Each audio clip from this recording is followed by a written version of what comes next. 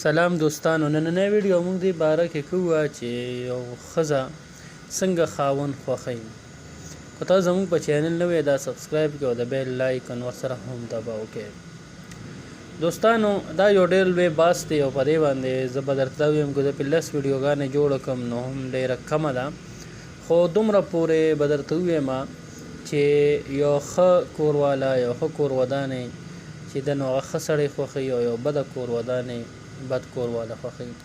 مطلب یو فحاشه ښځه ده نو هغه فحاش خاوند خوښوي او یو ښه ښځه ده نو هغه به ښه خاوند خوښوي.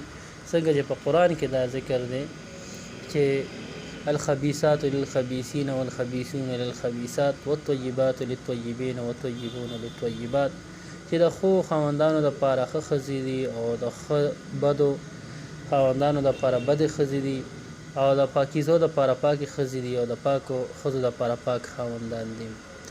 خو بیا هم یو عادتي طور باندې چې دی نو ښځې زیات تر هغه انسان خوښوي چې هغې ته وګوري چې دی به د ما څومره خیال ساتلی شي.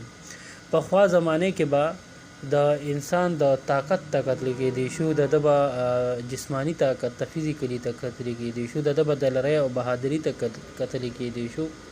خو نن سبا چونکې هر څه لږ بدل شو نو نن سبا اول چې دی دا یو ډېر غلط دغه دی چې تاثر دی چې د پیسې ته ګوري چې هله د کاروبار څنګه دی، دی به پیسې څومره ګټي، ډېرې به ګټي، ما به ښه ساتي که نه ساتي.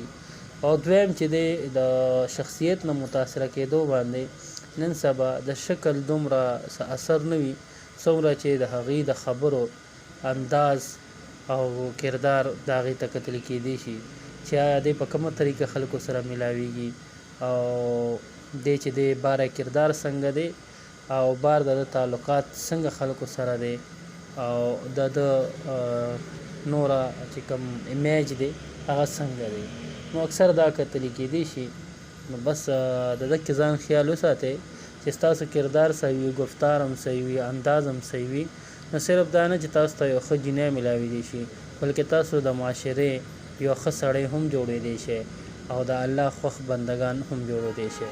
امید دی چې ویډیو به ستاسو خوښه شوي. که ویډیو ستاسو خوښه شوي لایک کړئ، چینل سبسکرایب کړئ، موږ ته اجازت راکړئ. د لوی الله په امان.